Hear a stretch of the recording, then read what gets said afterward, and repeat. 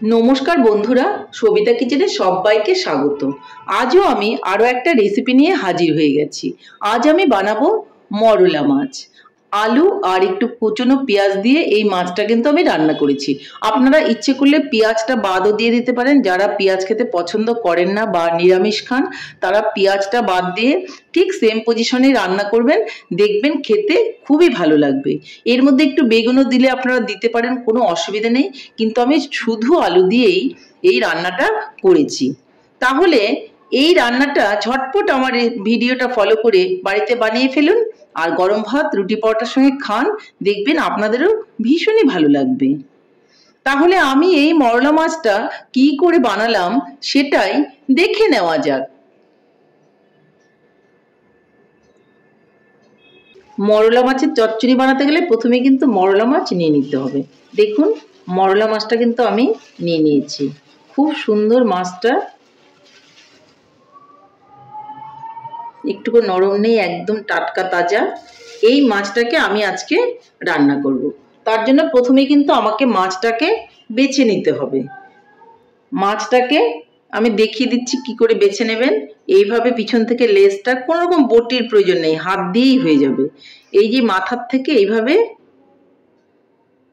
বের করে নেবেন কাংসাটা, আর এইভাবে টিপ দিয়ে বা চাপ দিয়ে, এইভাবে চাপ দিয়ে এই যে পেটের থেকে নোংরাটা বার করে নেবেন।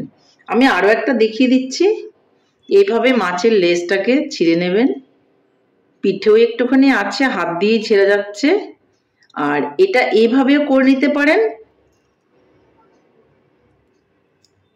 এই যে দেখুন, এই কাংসাটাকে ফেলে দেবেন, আর নিচ থেকে চাপ দিলেই কিন্তু উপর থেকে দেখুন পেটের নোংরাটা বের হয়ে আসছে। আরেক রকম ভাবে করে নিতে পারেন, আমি দেখাচ্ছি।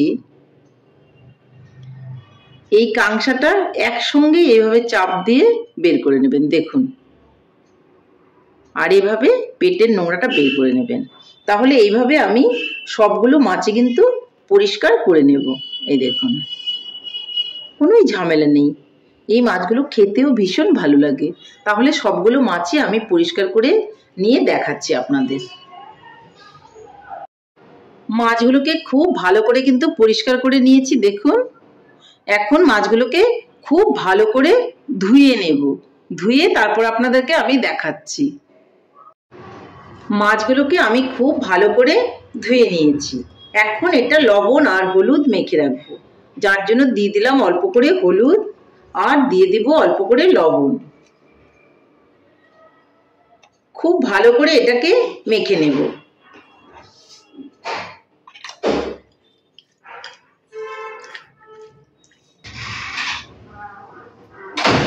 মাছটাকে আমি খুব ভালো করে লবণ হলুদ মেখে নিলাম। মাছটাকে আমি সরিয়ে নিলাম। এখন আমি নিয়ে নেব কুচনো পেঁয়াজ, নিব কাঁচা লঙ্কা, একটা টমেটো। টমেটোটা আমি পেস্ট করে দিয়ে দেব, আপনারা কেটে দিলেও কোনো রকম অসুবিধে হবে না।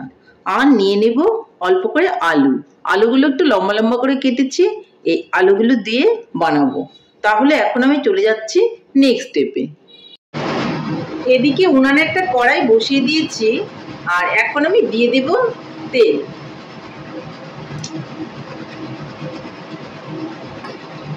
তেলটা গরম হয়ে গেছে, প্রথমেই আমি মাছগুলোকে ভেজে নেব।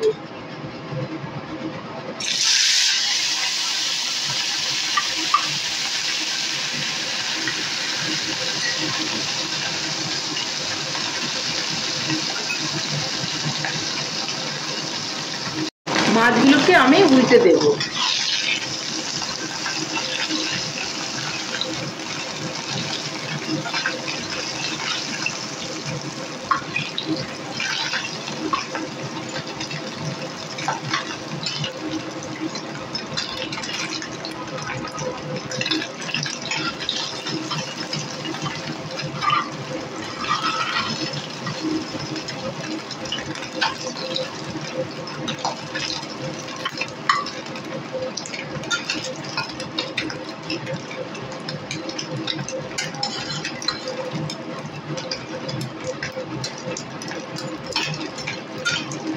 মাছগুলো ভাজা হয়ে গেছে, আমি এগুলোকে তুলে নেব। একটু ভালো করে এই মাছগুলো ভেজে নেবেন।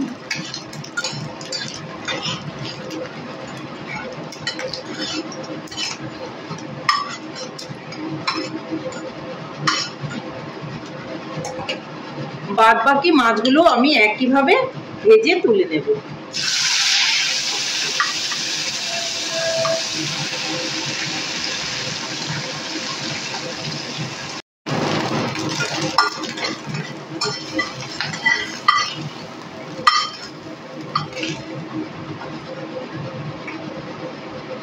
সবগুলো মাছই কিন্তু আমি ভেজে তুলে নিয়েছি। এখন ওই কড়াইয়ের মধ্যেই আমি দিয়ে দিব আরো কিছুটা সর্ষের তেল, দিয়ে দেব অল্প করে কালো জিরে,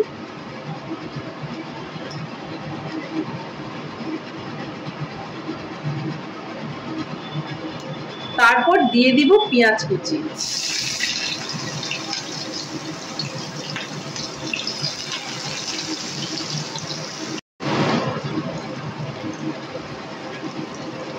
একটু নেড়ে চেড়ে নেব।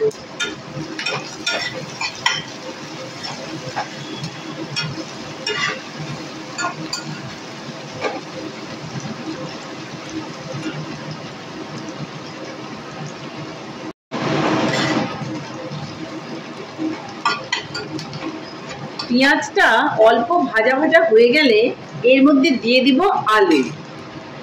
আলুগুলো একসঙ্গেই ভেজে নেব।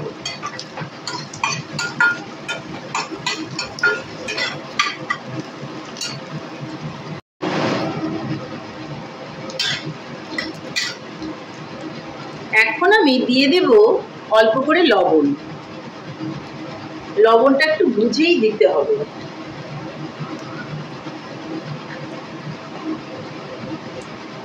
দিয়ে দিব অল্প করে হলুদ, একটু নেড়ে চেড়ে মিলিয়ে নেব।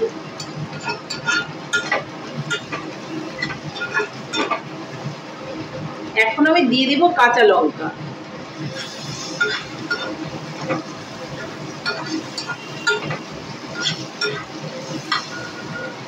যখন লাল লাল হয়ে আসবে তখন আমি টমেটোটা বেটে রেখেছিলাম আর সঙ্গে জিরেও একটু বেটে নিয়েছি, এটাকে দিয়ে দেব। ভালো করে নেড়ে চেড়ে দেব।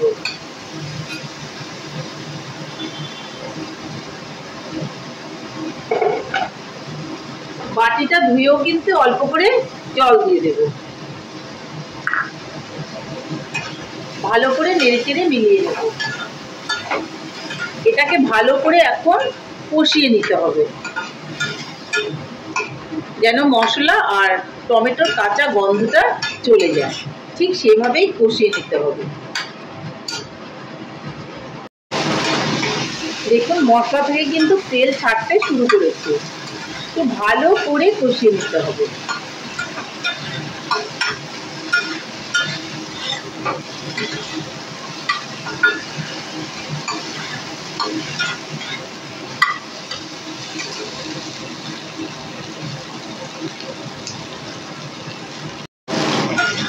মশলা থেকে কিন্তু তেলটা ছেড়ে গেছে। এখন এর মধ্যে দিয়ে দিব অল্প করে জল। জলটা কিন্তু অবশ্যই গরম জল দিতে হবে।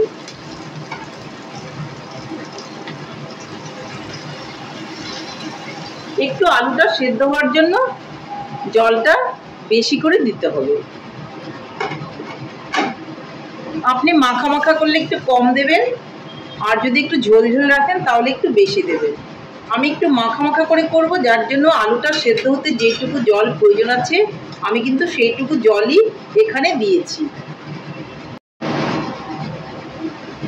দেখে নিতে হবে আলুটা সেদ্ধ হয়েছে কিনা।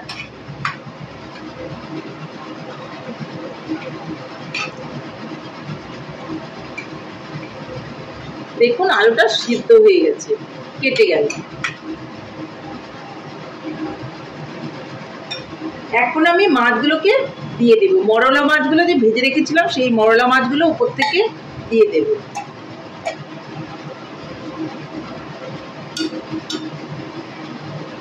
আর কিছু ধনেপাতা কুচিয়ে রেখেছিলাম সেটাও দিয়ে দেব।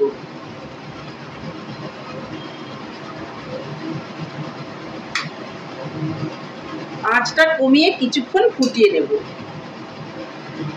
মরলা মাছ কিন্তু আমার হয়ে এসছে। একটু ঝোলটা শুকিয়ে আমি গা মাখা মাখা করে নেব, বা আপনারা ইচ্ছা করলে এরকম ঝোল ঝোলও কিন্তু রাখতে পারেন, তাতেও কিন্তু খেতে ভীষণই ভালো লাগবে। মরলা মাছ আমার রেডি হয়ে গেছে। এখন আমি এটাকে নামিয়ে নেব, তারপর আপনাদেরকে দেখাচ্ছি। তাহলে বন্ধুরা, মরলা মাছের রেসিপি ফাইনালি রেডি। এইভাবে বাড়িতে আপনারা মরলা মাছ রান্না করুন আর সবাই মিলে খান, দেখবেন ভীষণই ভালো লাগবে। এই মরলা মাছটা কিন্তু রুটি পরোটার সঙ্গেও খেতে ভালো লাগে, আর গরম ভাতের সঙ্গে তো ভালো লাগবেই। আপনারা যেভাবে ইচ্ছে সেভাবেই খাবেন, দেখবেন আপনাদের খারাপ লাগবে না। খুব সহজ একটা রান্না, খেতে দুর্দান্ত। আপনারা এইভাবে বাড়িতে বানিয়ে ফেলুন। তাহলে বন্ধুরা, আমার রেসিপিটা কেমন লেগেছে? আমার রেসিপিটা যদি আপনাদের ভালো লাগে তাহলে লাইক, শেয়ার, কমেন্ট করতে ভুলবেন না। আর আপনি যদি আমার চ্যানেলের নতুন বন্ধু হয়ে থাকেন তাহলে চ্যানেলটা সাবস্ক্রাইব করার অনুরোধ রইল। পাশে থাকা বেল আইকনটি প্রেস করে রাখুন আমার নিত্য নতুন রেসিপির আপডেট পেতে। তাহলে আর দেরি কেন, ঝটপট এভাবে বাড়িতে বানিয়ে ফেলুন মরলা মাছ, আর সবাই মিলে খান, দেখবেন ভীষণই ভালো লাগবে। নমস্কার, ভালো থাকবেন, সুস্থ থাকবেন। আবার দেখা হবে আরও একটি রেসিপির সঙ্গে।